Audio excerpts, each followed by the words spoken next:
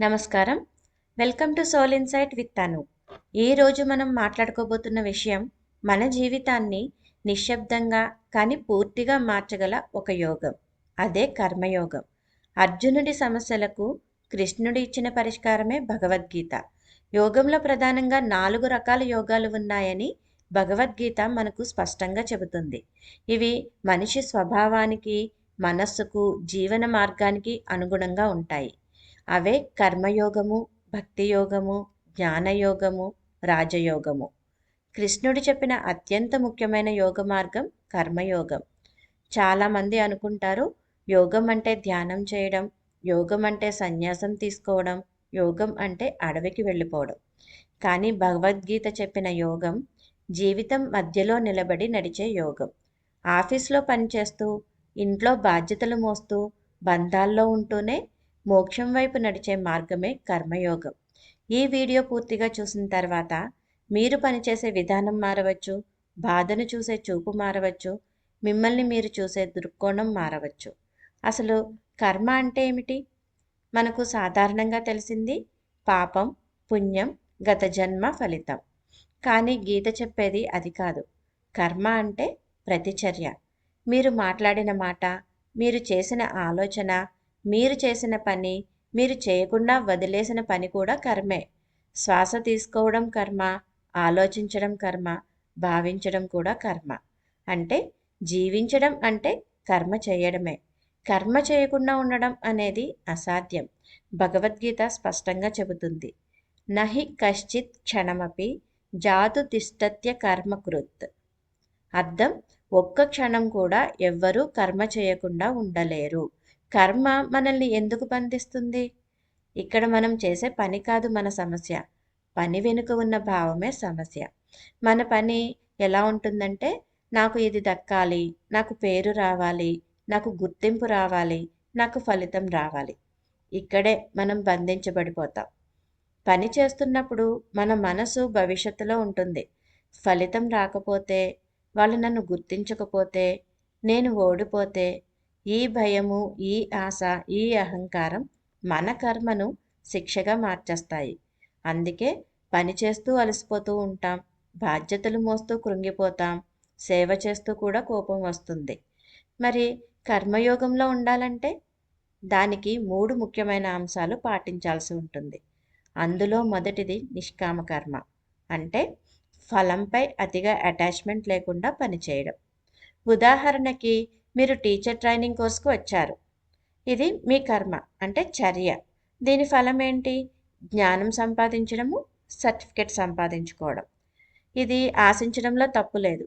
కానీ సమస్య ఎప్పుడు వస్తుందంటే, ఈ సర్టిఫికెట్ తప్పకుండా రావాలి, రాకపోతే నాకు జీవితమే లేదు అన్న అటాచ్మెంట్ వచ్చినప్పుడు. పరీక్షల సమయంలో ఒత్తిడి ఎందుకు వస్తుంది? ఫలంపై అటాచ్మెంట్ వల్లే. సమస్యలు బయట లేవు, మన అటాచ్మెంట్ల వల్లే సమస్యలు పుడతాయి. మనకు అన్యాయం జరిగితే చట్టపరమైన చర్యలు తీసుకోవచ్చు, అది తప్పు కాదు. కానీ అందుకు కోపము, ఒత్తిడి, మనసు కలత చెందడం తప్పనిసరి కాదు. నేను ఇక్కడ మాట్లాడేది మనసు స్థితి గురించి, మనం చేసే పని గురించి కాదు. ఇదే రోజు జీవితంలో జరుగుతోంది. ప్రతి అడుగులో నా పని, నా కష్టం, నా మంచితనం, వాటికి ప్రతిఫలం రావాలి అని ఆశించడం కాదు సమస్య. అలాగే జరగాలి అనే పట్టుదలే సమస్య. నేను నా జీవిత భాగస్వామి కోసం మంచిగా చేస్తే అతను కూడా అలాగే చేయాలి. నేను ఇంటిని శుభ్రం చేస్తే రేపు అతను చేయాలి. అతను చేయకపోతే సంబంధాల్లో దూరం. ఇదే బాధకు కారణం. నేను చెప్పేది ఏంటంటే, వాళ్ళు ఏం చేయాలో చెప్పొద్దు అని కాదు. ఎవరు ఏం చేసినా మీ మనసును ఎలా కాపాడుకోవాలో చెబుతున్నాను. కొన్నిసార్లు రోడ్డు మీద ట్రాఫిక్లో ఎవరో తప్పు చేస్తే మనకి కోపం వస్తుంది. ఒక్క క్షణం హారన్ కొడతాం, లోపల చిరాకు వస్తుంది. కానీ కొద్దిసేపట్లోనే మనసు మళ్ళీ సాధారణ స్థితికి వచ్చేస్తుంది. ఎందుకంటే ఆ వ్యక్తితో మనకు అటాచ్మెంట్ లేదు. వాళ్ళు ఎలా ఉన్నారు, ఏమయ్యారు అనే ఫలితం మన జీవితం మీద ఎటువంటి ప్రభావాన్ని చూపించదు. అందుకే కోపం వచ్చి వెళ్ళిపోతుంది, మనసులో ఎటువంటి ముద్ర పడదు. కానీ అదే తప్పు మనకు అటాచ్మెంట్ ఉన్న వ్యక్తి చేస్తే, కుటుంబ సభ్యులో, జీవిత భాగస్వామో, లేదా మనం చాలా ఆశ పెట్టుకున్నవారో, అప్పుడు అదే చిన్న విషయం కూడా మనసును చాలా రోజులు కలిచివేస్తుంది. ఎందుకంటే కర్మకు ఫలంపై అటాచ్మెంట్ జత అవుతుంది. కర్మయోగం చెప్పే సారాంశం: పని చేయండి, పూర్తి నిబద్ధతతో చేయండి. ఫలంపై అతిగా అటాచ్మెంట్ పెట్టుకోకండి. అప్పుడే మనసుకు శాంతి కలుగుతుంది, ఒత్తిడి తగ్గుతుంది, జీవితం సమతుల్యంగా మారుతుంది. కర్మయోగంలో పాటించాల్సిన రెండవ అంశం నిరహంకారం, అంటే ఈగో లేకుండా చేయడం. ఉదాహరణకి సేవ చేయడం, పేరు కోరుకోవడం. మనం ఒకరికి సహాయం చేస్తాం, ఒక అవసరంలో ఉన్న వారికి డబ్బు ఇస్తాము, సమయం కూడా కేటాయిస్తాం. అది హృదయం కోసం అయితే మనసు తేలికగా ఉంటుంది, శాంతిగా ఉంటుంది. కానీ వాళ్ళు నన్ను గొప్పవాడిగా చూడాలి, నాకు పేరు చెప్పాలి, నాకు కృతజ్ఞత చెప్పాలి అంటే అది సేవ కాదు, మన అహాన్ని పోషిస్తున్నట్టు. అక్కడే బాధ మొదలవుతుంది. అదేవిధంగా మౌనం పాటిస్తూ ఉంటాం, మనసు లోపల శాంతి కోసం. కానీ నేను మాట్లాడటం మానేశాను చూడు, నేను ఎంత స్పిరిచువల్ అయ్యానో చూడు, నేను ఎంత మౌనంగా ఉన్నానో చూడు అంటే మౌనం కూడా అక్కడ ప్రదర్శన అయిపోతుంది. అది సాధన కాదు, అహంకారం. ఈగో అంటే నేను అనేది పెద్దదిగా మారడం. కర్మయోగం అంటే నేను అనేది చిన్నదిగా మారడం. కర్మయోగం చెప్పేది ఏంటంటే పని చేయండి, కానీ అహం కోసం కాదు, స్వార్థం కోసం కాదు. అప్పుడు ప్రశ్న వస్తుంది, అయితే ఎవరి కోసం చేయాలి అని. అదే కర్మయోగం యొక్క మూడవ అంశం: ధర్మం కోసం చెయ్యాలి. ధర్మం మతం కాదు, నా బాధ్యతకు నిబద్ధతతో ఉండడం. నేను చేస్తున్న పని నాకు పేరు తెచ్చిందా అన్న దానికంటే ఎవరికైనా ఉపయోగపడిందా, నా కర్తవ్యాన్ని నేను నిజాయితీగా చేశానా అనే ప్రశ్నే ముఖ్యం. అలా చేసిన ప్రతి పని చిన్నదైనా పెద్దదైనా కర్మయోగమే. తల్లి తన బిడ్డను చూసుకుంటుంది, రాత్రంతా నిద్ర లేకుండా ఉంటుంది. నన్ను గొప్ప తల్లి అనాలి అనే అహం కోసం కాదు, బిడ్డ బాగుండాలి అనే బాధ్యతతో. అందుకే అలసట ఉన్నా మనసులో అసహనం రాదు, అర్థం ఉంటుంది. అదే ధర్మం. డాక్టర్ రోగిని చూస్తాడు, అది కేవలం ఫీజు కోసమే అయితే పని భారంగా అనిపిస్తుంది. కానీ ఈ వ్యక్తి ఆరోగ్యం నా చేతుల్లో ఉంది అనే బాధ్యతతో చేస్తే పని కూడా సేవగా మారుతుంది. అదే కర్మయోగం. ఫలంపై అటాచ్మెంట్ లేకుండా పని, ఈగో లేకుండా పని, నా ధర్మంగా పని. ఇదే కర్మయోగం. మన జీవితం ప్రతి క్షణం మన చుట్టూ ఉన్న ప్రపంచం వల్లే నడుస్తోంది. మనకు ప్రత్యక్షంగా లేదా పరోక్షంగా ఎవరెవరో సపోర్ట్ చేస్తూ ఉంటారు. మీరు అడగొచ్చు అది ఎలా అని. నేను ఒక ఉదాహరణ చెబుతాను. మనం రోజు అన్నం తింటుంటాం కదా. ఒక గింజ మన ప్లేట్కి అన్నంగా రావాలంటే ఎంతమంది సహకారం ఉంటుందో తెలుసా?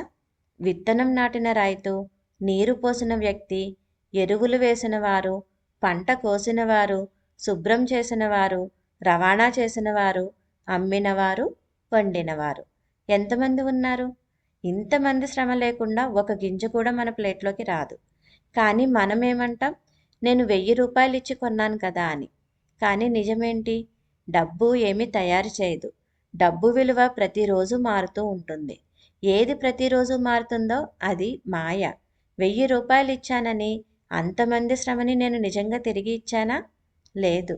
మన జీవితం కోట్ల మందితో కలిసే ఉంది. మనం ఉపయోగిస్తున్న ప్రతి వస్తువు లేదా ఉపయోగించకపోయినా సరే మనం కోట్ల మందితో కనెక్ట్ అయ్యే ఉన్నాము. మనం ప్రతి క్షణం గాలి పీలుస్తున్నాము, నీరు తాగుతున్నాము, వాతావరణము, చెట్లు, మొక్కలు, జంతువులు అన్నీ మనం జీవించడానికి సహకరిస్తున్నాయి. ఈ అవగాహనే ధర్మం. ఈ అనుసంధానం తెలుసుకొని మన పాత్రను మనం సరిగ్గా పోషించడమే ధర్మం. ధర్మం అంటే మతం కాదు, మార్గం కాదు. ధర్మం అంటే నా బాధ్యత. ఇదే కర్మయోగం. ఫలంపై అటాచ్మెంట్ లేకుండా పని, ఈగో లేకుండా పని, ధర్మంగా పని. ఇదే జీవిత సమతుల్యత. బుద్ధుడి జీవితం కర్మయోగానికి ఒక ఉదాహరణ. బుద్ధుడు మొదట తన బాధ నుంచి బయటపడాలని అడవుల్లో ధ్యానం చేశాడు. కానీ తరువాత అదే సమాజంలోకి తిరిగి వచ్చారు. మీకు సమస్య ఉంది, నాకు పరిష్కారం ఉంది అని అందరికీ సహాయం చేశారు. ఎలాంటి ఆశలు లేకుండా, ఎలాంటి అటాచ్మెంట్ లేకుండా, ఎలాంటి ఈగో లేకుండా. అతని జీవితం కర్మయోగానికి జీవంత ఉదాహరణ. యోగాలు వేర్వేరు కాదు, మనిషి స్వభావాన్ని బట్టి ప్రవేశద్వారం మాత్రమే వేరు. చివరికి అన్ని యోగాలు తీసుకెళ్లేది ఒక్కటే: ఆత్మజ్ఞానము, శాంతి. ధన్యవాదాలు. ఈ వీడియో మీకు నచ్చినట్లయితే లైక్ చేయండి, మీ ఫ్రెండ్స్ అండ్ ఫ్యామిలీతో షేర్ చేయండి. మీ అభిప్రాయాలు, ప్రశ్నలు కామెంట్స్లో రాయండి.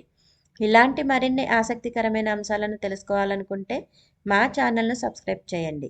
లోకా సమస్త సుఖినో భవంతు, సర్వే జనాః సుఖినో భవంతు.